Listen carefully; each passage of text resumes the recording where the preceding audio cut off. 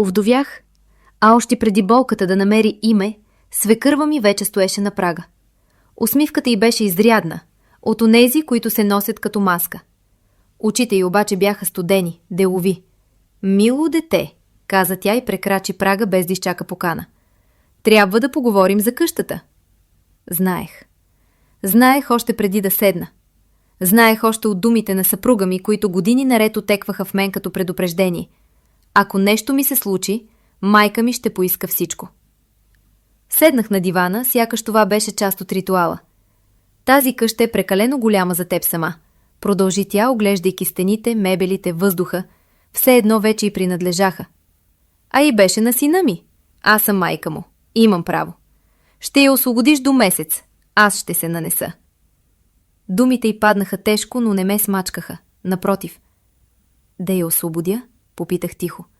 «Не се прави на наивна», каза тя с тон на човек, който е убеден в победата си. «Говорих с адвокат. Наследството е ясно». Сдържах усмивката си с усилие. Не от злоба, от абсурд.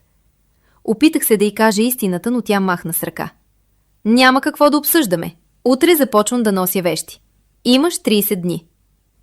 И тогава, сякаш по сценарий, който животът бе написал вместо мен, звънецът извъня. На вратата стоеше собственикът на къщата. «Добър ден», каза спокойно. «Дойдох за онзи кран в кухнята и да донеса новия договор за наем. Понеже винаги плащате на време, цената остава същата. За още 2 години». Тишината падна като плътна завеса.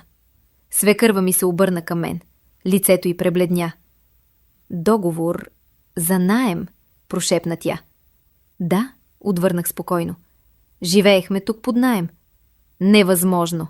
Синът ми имаше къща». «Имаше дом», казах, но не и собственост. Собственикът подаде документите. Гласът му беше ясен, без капка съмнение. Той беше законният притежател. Аз – единственият наемател.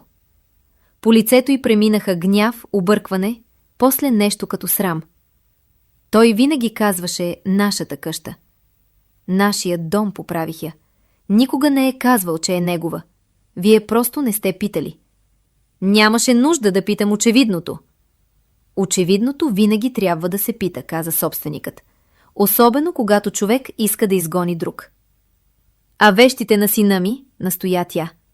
«В кашоните въгъла», отвърнах.